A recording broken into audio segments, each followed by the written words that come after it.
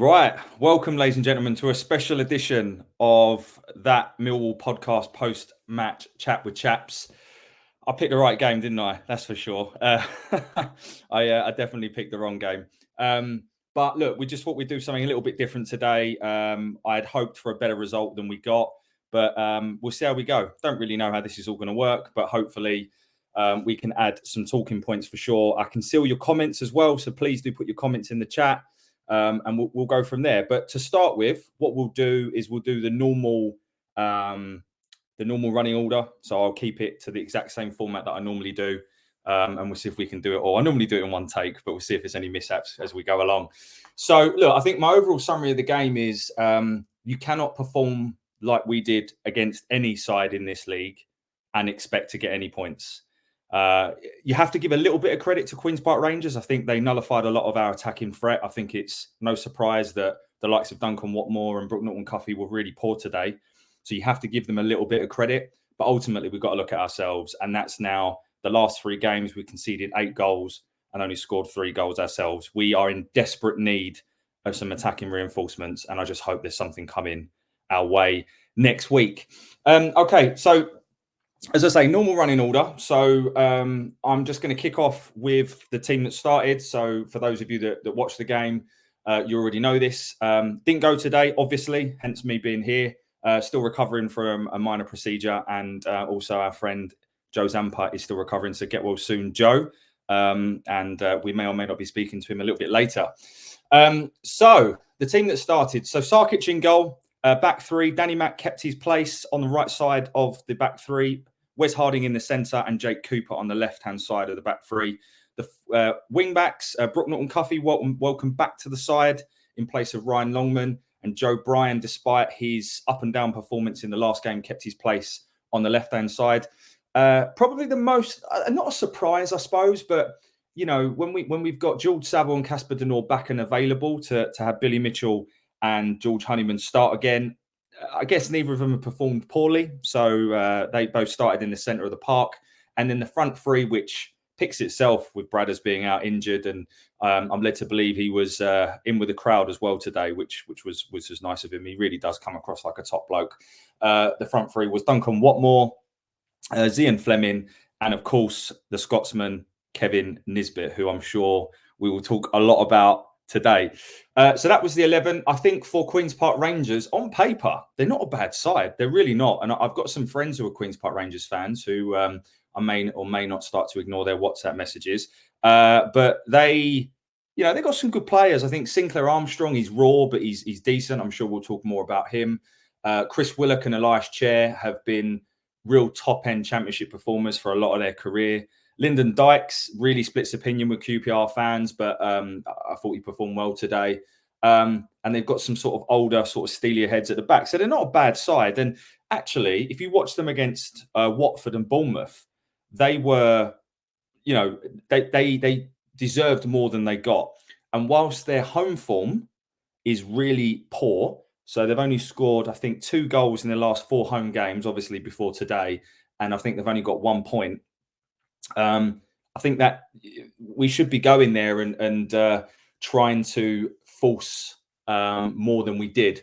But look, we kick off, and I have to say, I think the first 10 minutes we were okay. I felt that we were trying to be our normal selves. We were, there's a couple of times we played out from the back quite nicely to get ourselves into sort of nearly moments.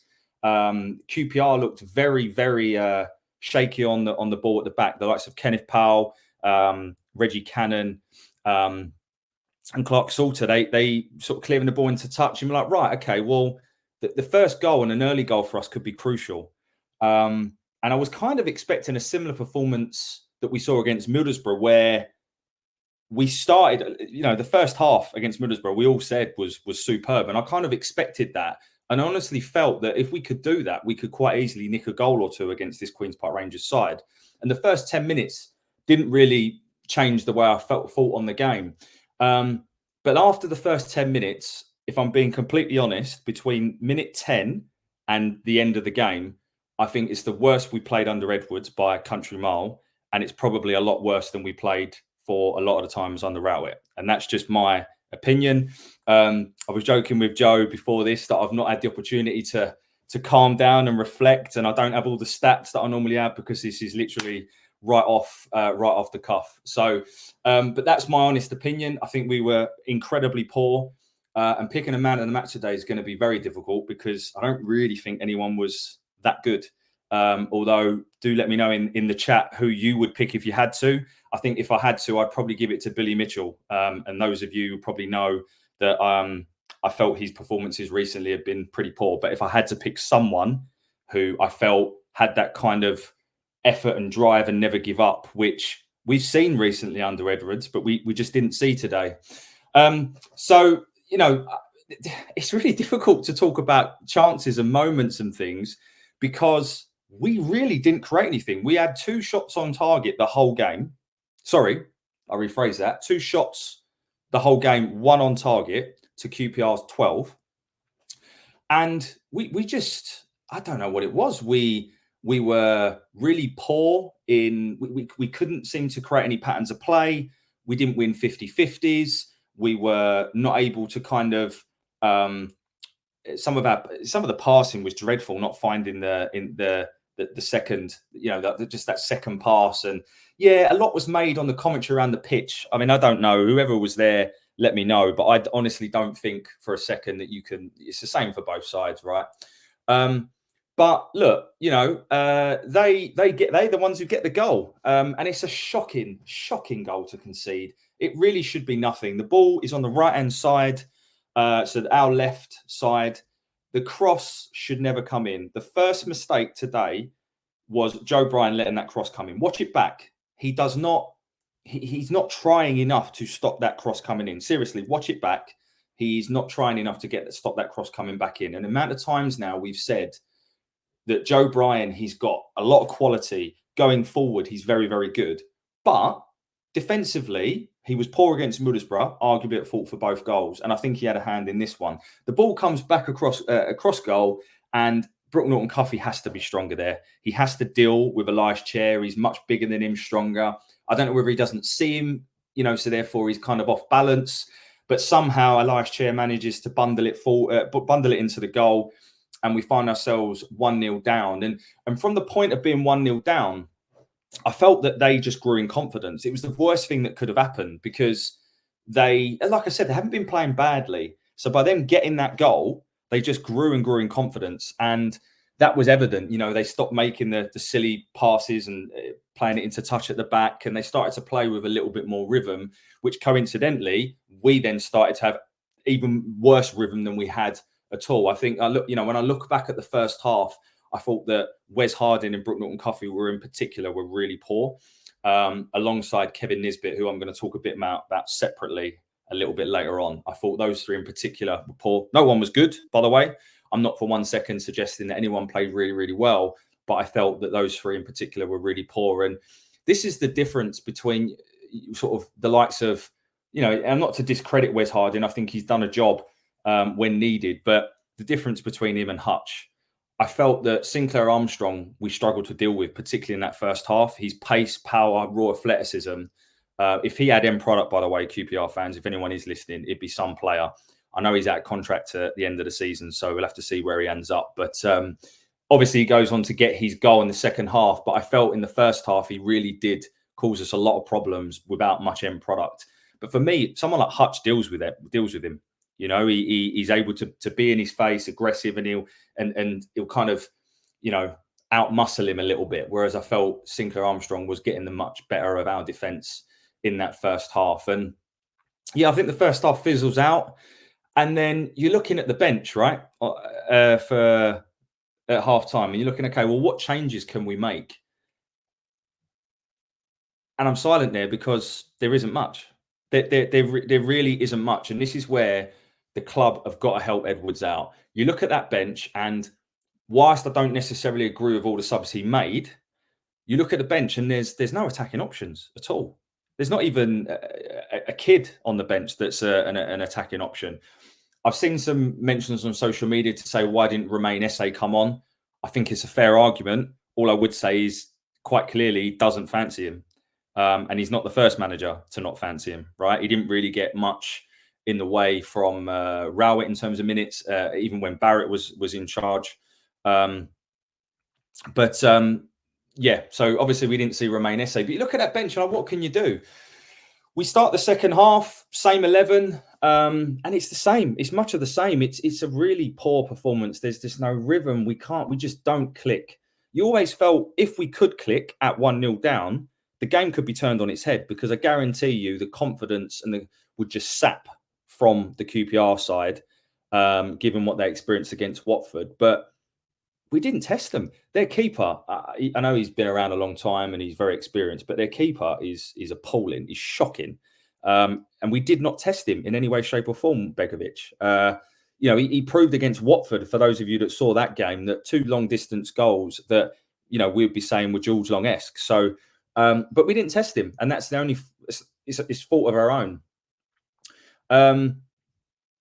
Just going back to the first half, what I would say is we had one opportunity in that first half on 43 where Mitchell does well. He intercepts, he drives forward, he finds Watmore on the left. Watmore is probably the only good thing he did in that game. He manages to find Nisbet in the box, and then Nisbet, I think, as his left foot goes miles over the bar, and that was the only chance that we created in that first half. So just to kind of go back to that first half. But as I say, second half, no real change. And then we make a substitution on 55, which for me says all you need to know. He takes off our only fit striker. Again, I'm assuming he's fully fit here. He takes off our only fit striker in Kevin Nisbet, and he brings on Ryan Longman, who has never played up front for us. He's played right back. He's played left wing back. He's played right wing back. He's played on the right of a front three. He's played left on a front three, but never as a central striker for us. And I don't believe he is. He did play as a central striker for AFC Wimbledon when he was on the loan there last season. But, this is 2 leagues lower. But to me, that says a lot about 2 things. Number one, it says a lot about what the club and Edwards think of Nisbet at the minute. And it says a lot about just the lack of options on the bench. We have to sign a striker this week. So if anyone at the club is watching, you're probably not. But if you are, get your checkbook out. And we need to sign a striker. I'm sure we're trying, by the way. I'm sure we're trying. And then the second half, there's nothing really happening. There's no real moments of quality anywhere. I think it's, maybe the weather conditions, it was very windy there, contribute to it. It is a narrow pitch, QPR, so I don't know whether that contributed to the lack of effectiveness from our wide players, but nothing really kind of happens. And then I think that we have our best chance of the entire game where I can't recall it exactly. Obviously, I've not had the benefit of watching anything back, but all I do remember is it breaking to Billy Mitchell on the end of the edge of the box. And to be fair, he hits it better than he normally does, gets it on target low. Begovic completely dives over the ball. And it's cleared off the line by one of their players. And that is as good as it got for us. It really was. And that was, if I recall, was on about 71. Then we make some more subs. When we make an attacking substitution that is Murray Wallace, and this is not slating Murray Wallace, by the way, just to be really clear.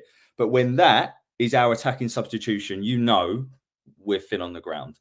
So he comes on. We also bring on, everyone was absolutely buzzing in the week for Mr. Tanganga to join us, and he comes on. And again, I will say that I don't understand why he brought Tanganga on and stuck to a back 3.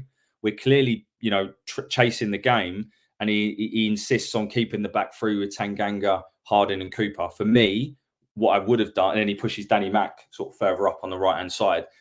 I don't understand that. I get that Brook Norton-Cuffy might not be able to do 90 minutes, but just don't bring Tanganga on. Or if you do, bring off Harding. Like, I don't get the need for playing 3 at the back. And then they get their second, which, from the angles I've seen, that's poor from Sarkic. On the commentary, I think they did say that his vision was impaired for the goal. I don't know. But to me, it's just poor. It's really poor. A shot comes in from Colback. Whether he's impaired or not, he should hold on to it. He doesn't. He's slow to react to get up. Cooper and Harding are slow to react. Who's quick? Sinclair Armstrong taps it into an empty net. QPR 2-0 up. And look, you have to give credit to QPR because they nullified us, but QPR are a poor side. They really are a poor side. They don't play good football. And today was our opportunity, in my opinion, to go to a team that are devout of confidence and to win and really sort of show just how far we've come. And I actually think we showed the complete opposite. There was no fight today. There was terrible football all round.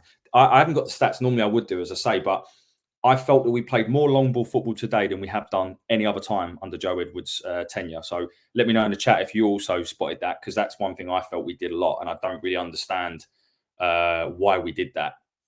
But it's a poor goal to concede, shocking goalkeeping, really slow to react, and QPR find themselves 2-0 up. And I think the difference between today and against Middlesbrough is I genuinely thought against Middlesbrough we played really, really well for 60 minutes, but the scoreline flattered them.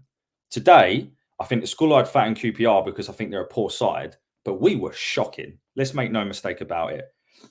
I think one thing I will say is we are without Ryan Leonard, Sean Hutchinson, Casper Dinor, Tom Bradshaw, and Idemo Maku. That's 5 players that arguably would all start. And you take out half of any side, and there's going to be an impact. I honestly believe the one player, actually, I'm going to say 2 players, but the first player that comes to my mind, and someone's actually just said the same thing in the chat. So Frank, I completely agree with you that we are not the same team without Ryan Leonard. We are just not the same team without Ryan Leonard. It's so clear for me to see we're just not the same team. I also think we're not the same team until we find an alternative solution with another centre forward. We're not the same team without Bradshaw. Nisbet, I've seen, and Joe Zampo is gonna join us very shortly. By the way, guys, we're doing something a little bit different. We didn't plan to do this, but Joe Zampo is going to join us very soon because we've got slightly different opinions on Kevin Nisbet. What I will say from my perspective, and I'll open up to Joe when he does join, is that Nisbet, I don't care how good he is as a finisher, he does not work hard enough. And yeah, okay, he only had 1 chance in that game, but a lot of that is because he's not working hard enough. He doesn't hassle like Bradshaw does. Bradshaw is not a very good Championship striker, but yet for me, he's still miles ahead of where Nisbet is at the minute. To me, I don't know whether he just doesn't care. He's not fit. He's lazy. You speak to anyone that used to watch him in the Scottish League, they would say he wasn't lazy. I don't know what it is, but it's just not working. And every game you go into, he's playing, you think, yeah, it's going to be the time that he comes good, and he just don't. So we'll definitely talk about Nisbet a little bit later. But look, I think there's no point me talking about anything else to do with the game because we didn't create anything else, and it was piss poor. There was also a lack of the basics today, which we've had even when we've not been playing well in the last sort of month or so under Edwards. Today, I felt we didn't. I felt we were outfought by QPR. And I'm sorry, I'm sure you will agree, as a Millwall fan, we don't accept that. It's not good enough. So, look, I'm not going to go through player ratings because I think they were all poor. If I had to pick a man of the match, as I said earlier, I'd probably give it to Billy Mitchell, just because I felt he tried really hard and he had a bit more effort and endeavour, and he sort of was industrious. He's kind of normal self. But that just tells you I'm giving a man of the match performance to him on the basis of the fact everyone else was terrible. Obviously, of course, I wouldn't give it to anyone, but if I had to give it to someone, I would give it to Billy Mitchell. So look, there we go. 20 minutes in, I've done my normal sort of how I would do these normally. Managed to do it in 1 take, so I'm quite pleased for that. I haven't had a beer yet either, but I definitely bloody need one after watching that crap. The only other thing, just looking at my notes that I've got here before I bring in Mr. Zampa, is that I felt also QPR could have had a penalty. There was a moment where Harding, it was right at him from a close distance, but his arm, I've seen it once, but his arm was out. And I've seen those given, to be perfectly honest. So maybe we were lucky there. But look, it don't matter. With these, you have to draw a line. You've got to move on. And we have to sign a striker. We have to sign a striker because it's just not good enough. I'll take Sinclair Armstrong, that's for sure, because he hassled us today. Elias Chair, we all know when he turns up, good player when he turns up. And unfortunately for us today, he did. I can't stand him, but it is what it is.